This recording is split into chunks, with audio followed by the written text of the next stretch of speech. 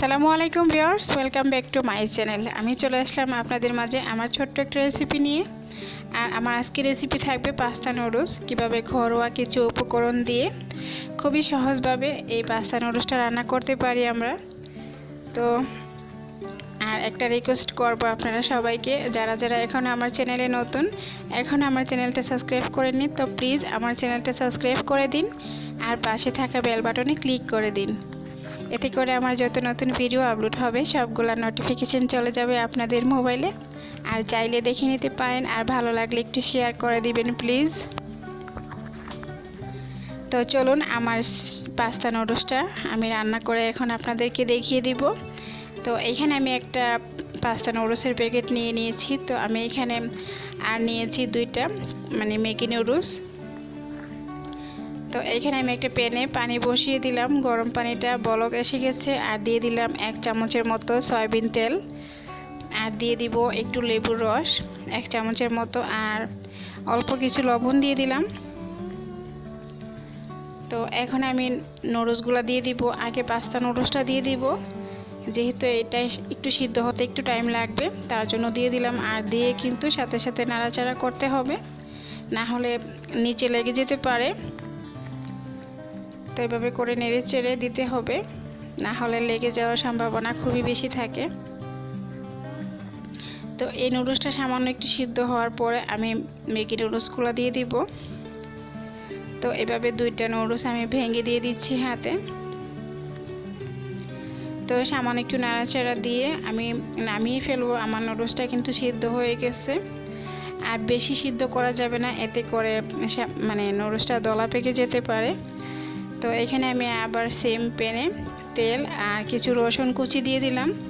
আমি রসুন কুচিগুলোকে হালকা একটু ভেজে নিব। আর ওই দিক থেকে আমি নুডলসগুলো ভালো করে ঠান্ডা পানি দিয়ে ধুয়ে নিচ্ছি। এতে করে নুডলসটা খুবই ঝরঝরে হবে, পাস্তাটা। আর যে লবণটা আমি দিয়েছি সেই লবণটা চলে যাবে পানির সাথে।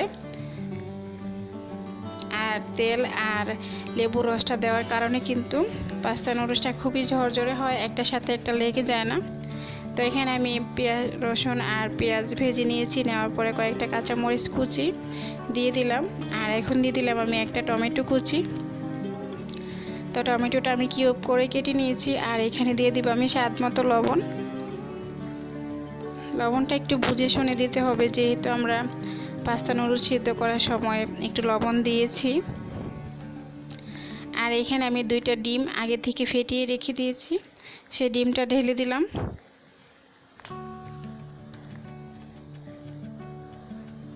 তো ডিমটা দেওয়ার সাথে সাথে লাড়া দিয়ে নিয়ে আমি কিন্তু নাড়াচাড়া করিনি। তো এখন ডিমটা যখন একটু সিদ্ধ হয়ে গেছে তারপরে কিন্তু আমি ডিমটাকে নাড়াচাড়া করে ভালোভাবে মিশিয়ে দিচ্ছি।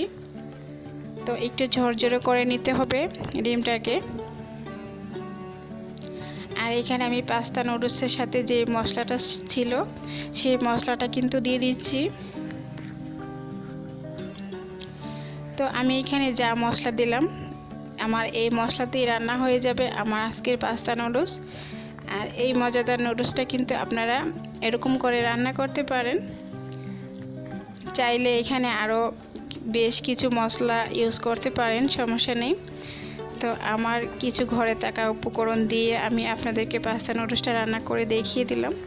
তো আমি নুডলসটা কিন্তু দিয়ে দিলাম, দিয়ে ভালোভাবে একটু নাড়াচাড়া করে নিচ্ছি। আর আপনারা কিন্তু দেখতেই পাচ্ছেন কতটুকু ঝরঝরে হয়েছে আর খুবই সুন্দর হয়েছে। তো আমার নুডলসটা ভালো করে আমি নাড়াচাড়া করে মিশিয়ে দিব মশলাগুলোর সাথে। তো এভাবে করে একটু নাড়াচাড়া করে দিতে হবে। আপনারা চাইলে কিন্তু শুধু পাস্তা নুডলসটা একাও রান্না করতে পারেন, আলাদাভাবে রান্না করতে পারেন। তো আমি যেহেতু দুইটা একসাথে মিশিয়ে দিলাম।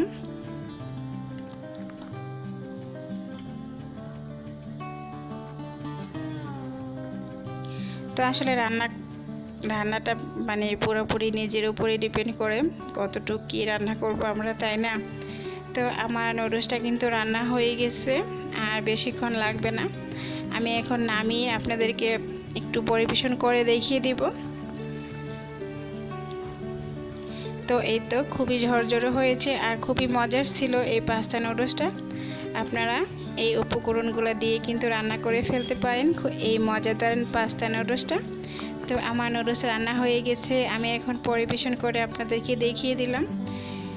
এভাবে করে আপনারা সকালের একটা নাস্তা কিংবা বিকেলের একটা নাস্তা, হালকা পাতলা নাস্তাটা সেরে ফেলতে পারেন। আর বাচ্চারা তো এরকম নাস্তা পেলে খুবই খুশি হয়, ওদের কাছে ভালো লাগে। তো হয়ে গেল আমার ঝটপট করে পাস্তা নুডলস রান্না। তো আমি আজকের মতো এখানেই বিদায় নিয়ে নেব আপনাদের কাছ থেকে। আপনারা সবাই ভালো